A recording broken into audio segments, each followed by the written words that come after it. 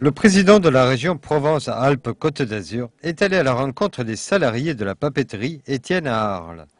Ils ont tous repris le travail après 8 jours de grève et de négociations avec la direction. Samedi matin à 4 heures, nous avons fait encore force d'un grand professionnalisme. On a remis l'usine en marche. Un week-end, à 4 heures du matin, les gens sont allés sur le terrain. À 10 heures du matin, la première bobine sortait. Nous dit, messieurs, vous êtes des grands professionnels, vous faites bien marcher vos machines, vous êtes des gens extraordinaires, parce que là nous pompons, mais il y aura 109 familles licenciées au papeterie Étienne, plus les emplois induits, ça fait à peu près 250 personnes, plus Delta Recyclage, plus toutes ces personnes-là qui seront en souffrance. La direction nous met en avant, non, nous investirons plus au papeterie Étienne. Oui, nous voulons fermer les papeteries Étienne et devenir uniquement des acheteurs de papier pour onduler. C'est clair.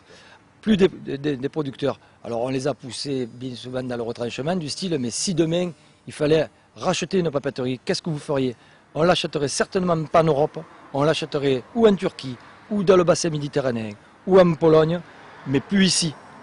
Le président de la région PACA est venu faire le point avec les représentants syndicaux et les informer de son action auprès du préfet. Je signale ce premier point qui est le fait qu'il n'y a pas eu de vérification sérieuse, sauf par votre expertise, de la réalité du motif de fermeture de l'entreprise, qui est en réalité un motif financier ou financiariste mondialisé, quoi.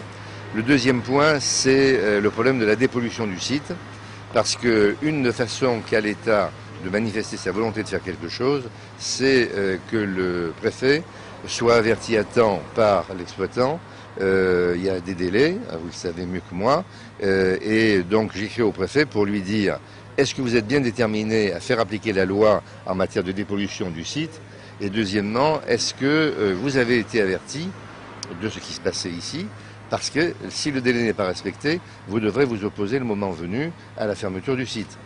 Une dernière réunion est prévue pour le 26 septembre entre les syndicats et la direction, afin de finaliser les accords du plan social économique.